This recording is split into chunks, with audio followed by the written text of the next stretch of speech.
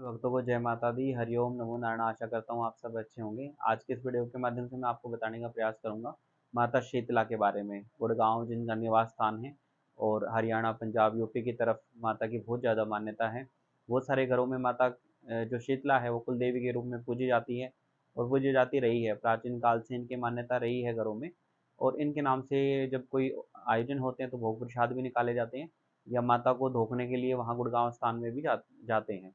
चित्र और आषाढ़ में माता की विशेषकर पूजा होती है। तो बहुत सारे घरों में जो कुलदेवी है माता, तो कुलदेवी के रूप में क्या भोग प्रसाद चढ़ाना चाहिए और कैसे इनकी धोख लगती है, क्या इनकी पुरानी मान्यता रही है और क्या इसका भोग है, जो माता का शीतला का असली भोग क्या है, उसके बारे में जितना मुझे पता है, बड़े बुजुर्गों से जितना मैंने सुना है, उसके आधार पर आपको बताने का प्रयास करता हूँ। माता शीतला जैसे नाम से ही प्रतीत होता है कि ये शीतलता की देवी है, ठंडी माता इनको बोला जाता है। और अनेक प्रकार की बीमारी, जैसे शरीर में जबर हो जाता है, खसरा हो जाता है, उसको भी माँ का स्वरूप बोला जाता है। उस बीमारी को, अनेक प्रकार की बीमारियों में माता शीतला के नाम से झाड़े लगाए जाते हैं और वो बीमारी से रोगी जो है पूर्णतः ठीक हो जाता है।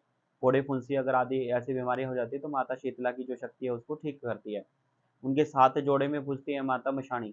जो गुड़गांव वाली मशाणी है वो उत्तर भारत की तरफ अगर देखा जाए तो बहुत ही प्रचलित है। जो भगताई लाइन में भी बहुत आगे चलती है माता। और शीतला माता के नाम से अनेक प्रकार के कार्य कराते हैं भगत लोग जो होते हैं। इस शक्ति को सिद्ध करके चलते हैं। ये बहुत ठंडी शक्ति है, लेकिन अगर किसी प्रकार से रुष्ट हो जाए, उग्र हो जाए, तो ये माता काली से भी आगे निकल जाती हैं। क्रोध इतना आ जाता है इनको। तो माता शीतला की को भोग प्रसाद के रूप में क्या पसंद है, माता शीतला को जैसे कहते हैं कि इनके नाम से बांसुड़ा धोखा जाता है शीतला सप्तमी के दिन, तो इनको बासी भोजन पसंद है। और माता शीतला को ठंडे जल से नहलाया जाता है। इनको ठंडा जल बहुत प्रिय है। अगर कोई माता शीतला की सेवा करना चाहता है तो उनको ठंडे जल से माँ को स्नान कराना चाहिए। माँ को लाल रंग की, हरे रंग की चुन्नी उड़ानी चाहिए। और उनको भोग में दलिया, दलिए का जो भोग है वो उनको बहुत पसंद है। तो माता शीतला जिन जिनके घर की कुलदेवी हैं उनको कैसे भोग लगाना चाहिए माँ को, अगर आप अपने परिवार में अपने जो बुजुर्ग हैं उनसे पता करें कि माता शीतला का आपके घर से क्या भोग जाता है, क्योंकि इनको दो प्रकार के भोग लगाए जाते हैं। पहला दलिए का और गुड़ का, मीठा गुड़ और दलिया, ये भोग लगाया जाता है माँ को। दूसरा पूड़े और गुलगुले, अलग अलग क्षेत्र में अलग अलग नाम से विख्यात हैं। कोई पूड़े पापड़ी भी बोलता है, कोई चिल्ले और पूड़े भी बोलता है, कोई पूड़े गुलगुले बोलता है।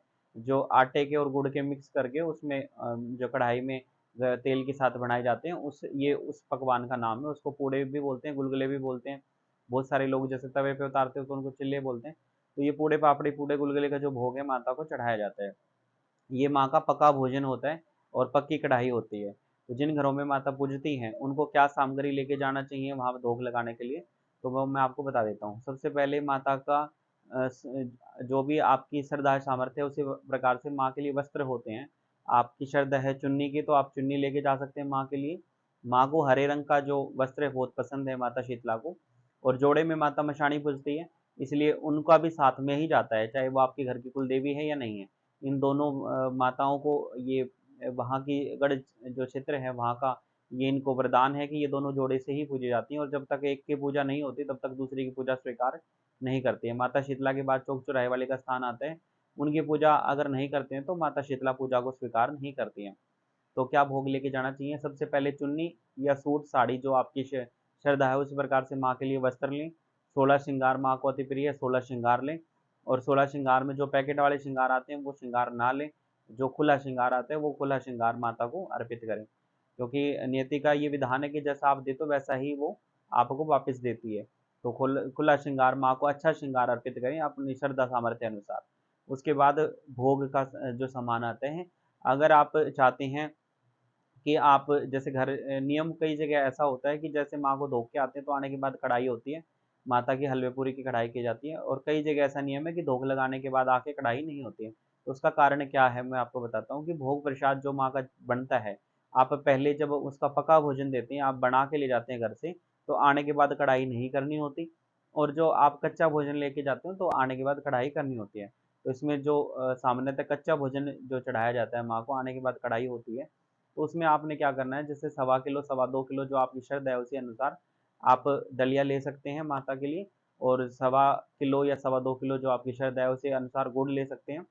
और माँ का सूट या साड़ी और 16 श्रृंगार खुला, एक नारियल चुन्नी, ये माता शीतला का भोग है।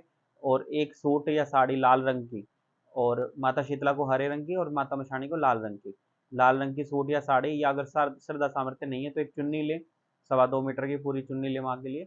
और उनके जो 16 श्रृंगार ले माता मशाणी के लिए। और उनके लिए लौंग पताशे का भोग माता मशाणी को पसंद है। और कई जगह विशेषकर जो साधना करते हैं माता मशाणी की, वो पान पेड़े का भी भोग लगाते हैं। तो जो सामान्यतः घरों में माता मशाणी को लौंग बताशे का भोग दिया जाता है और वो उनको अति प्रिय भी है। तो 1.25 किलो बताशे ले सकते हैं, उसके साथ आप 51 लौंग या 101 लौंग, 108 लौंग, जो आपकी श्रद्धा है उसी अनुसार आप लौंग भी ले सकते हैं।